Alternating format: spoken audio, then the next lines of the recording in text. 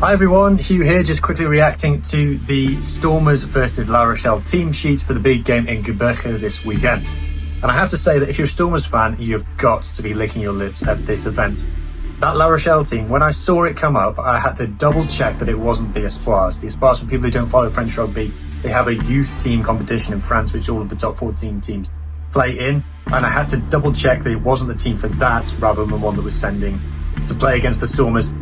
B team doesn't even cover it. I haven't even heard of the majority of those players. You've got Joel Sclavy and Dylan Lades on the bench. Other than that, that's about as rotated of a La Rochelle team as you will see. So from the Stormers, with Cobus, with Sasha, doing their thing, putting on a show, this weekend I'm expecting a comfortable winning margin. Bonus point needs to be in the bag by half time, and you need to be showing some of that classic Western Province flair in the performance that you put on. To be honest, I want the Stormers to make a statement. Unfortunately, the Champions Cup is what it is these days with away games. La Rochelle already have the bonus point in the bag from last weekend, playing against Leicester, who sent a B team to face them.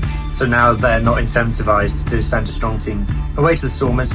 So hopefully you get a good crowd playing in an unusual stadium for you guys. And yeah, like I said, just putting on a show. Even if La Rochelle had sent their first team, I think Stormers would be strong favourites for this one based on how the season's gone from far. 7-0 to begin the season, very impressive, especially with 5 of those games being away. I think this is Sasha's first game for the Stormers in South Africa this season, so looking forward to seeing that. Looking forward to seeing those blue and white hoops making an impact on the season in the European Cups, or the EBCR Cups we have to call them now because there's African teams in it.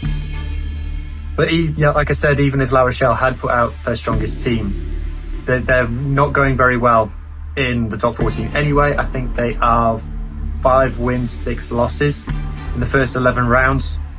Ronan Nagara under pressure, currently serving a ban for speaking out of turn to a referee, shall we say. Yet another ban. He's up to now 28 weeks worth of bans since he's been La Rochelle coach. So yeah, unfortunately, it doesn't look like it's going to be big guns up against big guns.